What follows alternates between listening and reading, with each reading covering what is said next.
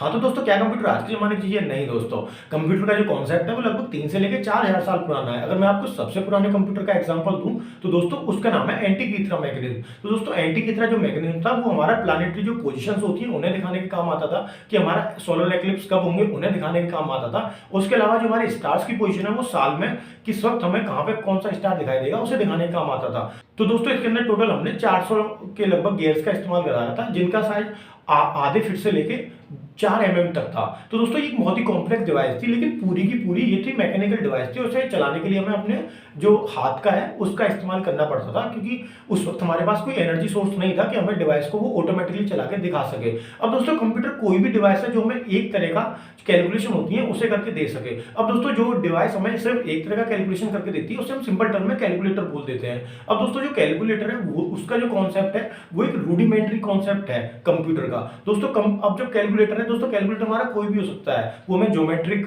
Calculation करके दे सकता है या फिर अर्थमेटिक जो कैलकुलेशन होती हैं उन्हें करके दे सकता है। अब दोस्तों आता हूं मैं कंप्यूटर की डेफिनेशन में। आखिर कंप्यूटर है क्या? दोस्तों कंप्यूटर कोई भी एक डिवाइस है जो कि हमारे डाटा को एनालाइज कर सकता है, प्रोसेस कर सकता है, उस डाटा को सेव कर सकता है, और दोस्तों अगर वो चाहे, अगर हम मॉडर्न जमाने की कंप्यूटर की बात करें तो वो दूसरी मशीन्स को भी उसी डाटा को एनालाइज और प्रोसेस करके कंट्रोल कर सकता है। हाँ तो दोस्तों कभी अगर आपको लिखनी पड़ी डेफिनेशन अपनी एग्जाम के अंदर तो दोस्तों आप क्या डेफिनेशन लिखोगे कंप्यूटर की? तो दोस्तों कंप्यूटर की जो अगर हमारी मॉडर्न डेफिनेशन है, जो सबसे लेटेस्ट डेफिनेशन है, तो दोस्तों वो कुछ इस तरीके से है: computer is an electronic machine that can store, find, arrange information and calculate amount of information और data and control other machines. अब दोस्तों मैं आता हूं कंप्यूटर के ओरिजिन पर। दोस्तों कंप्यूटर का जो ओरिजिन है, जैसा कि मैं आप लोगों से बोल चुका हूं, वो 3 से 4000 साल पुराना है, लेकिन कंप्यूटर ने अपने अपने अंदर बदलाव किए जो कि हमारी टोटल ओवरऑल पृथ्वी की उस वक्त की टेक्नोलॉजी रही है। तो दोस्तों जब हमारे पास सिंपल कंप्यूटर थे, अगर हम पहले की बात करें दोस्तों, वो पूरी तरह मैकेनिकल थे। उनमें हम मैकेनिकल चीज का इस्तेमाल करते थे उस डिवाइस को या फिर उस कंप्यूटर को चलाने के लिए।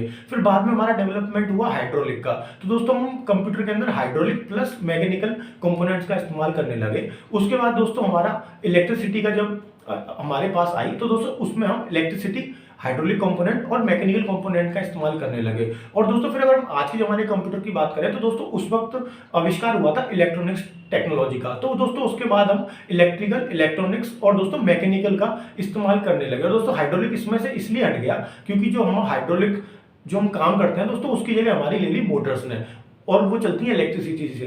तो दोस्तों इस तरीके से हुआ। और दोस्तों आज के जमाने का जो कंप्यूटर है जो आज पैदा हो रहा है दोस्तों, उसका नाम है क्वांटम कंप्यूटर, जो कि इस्तेमाल करता है सीधे सीधे इलेक्ट्रॉन्स का या फिर क्वांटम बिट्स का। अब दोस्तों सबसे बड़ा क्वेश्चन ये है कि आखिर कंप्यूटर की जरूरत इतनी पहले से और आज के जमाने में आखिर है क्यों? तो दोस्तों जैसा कि हम जानते हैं कंप्यूटर काम है कैलकुलेशन करना।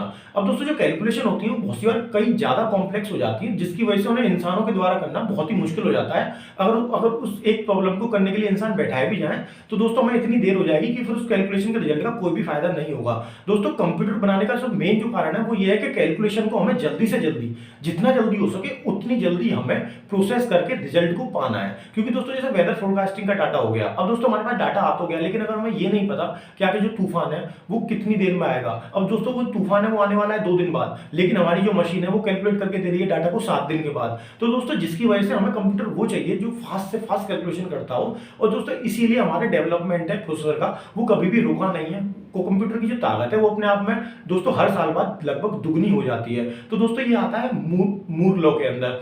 अब दोस्तों अगर मैं इसके अगले स्टेप की बात करूं, अगर आप कंप्यूटर्स की बात करो मॉडर्न कंप्यूटर की, तो दोस्तों उसके फादर का नाम था चार्ल्स बेबेज। अब दोस्तों जो पहला कंप्यूटर सबसे पहला बनाया गया था जिसे हम मॉडर्न कंप्यूटर बोलते हैं वो दोस्तों था द एनिग्मा मशीन के नाम से। अगर आपको दोस्तों एक मूवी है हॉलीवुड की जिसके अंदर की ये पूरा दिखाया गया है, उस मूवी का नाम है द इमिटेशन गेम। तो दोस्तों उस मूवी के अंदर आपको ये पता लगेगा कि आखिर जो पहला कंप्यूटर वो किस तरीके से बना और उसके पीछे कितनी दिक्कतें रही हैं। तो दोस्तों आप इस मूवी को जाके जरूर देखिए, वो बहुत ही अच्छी मूवी है द इमिटेशन गेम। यहाँ से हमारा पहला जो मॉडर्न जमाने का कंप्यूटर है वो दोस्तों स्टार्ट हुआ था। और इसके अंदर भी दोस्तों हमने सिर्फ कुछ इलेक्ट्रॉनिक्स के कंपोनेंट और मोस्टली मैकेनिकल और इलेक्ट्रिकल कंपोनेंट्स ही इस्तेमाल करे थे। अब दोस्तों बात मैं कर लेता हूँ कंप्यूटर के डेवलपमेंट की। अगर कंप्यूटर का जो डेवलपमेंट है किस किस तरीके से हुआ है दोस्तों। जो पहले कंप्यूटर थे जैसा कि मैं आप लोगों को बता चुका, एनालॉग कंप्यूटर या फिर हमारे मैकेनिकल कंप्यूटर दोस्तों। उसके बाद आए हमारे हाइब्रिड कंप्यूटर। अब दोस्तों हाइब्रिड कंप्यूटर के अंदर हम hydraulics, electrical plus mechanical components का इस्तेमाल करते हैं दोस्तों। उसके बाद हमारे आए मॉडर्न कंप्यूटर। और दोस्तों मॉडर्न कंप्यूटर के हम अंदर इस्तेमाल करते हैं मोस्टली इलेक्ट्रिकल कंपोनेंट्स और इलेक्ट्रॉनिक के कंपोनेंट्स।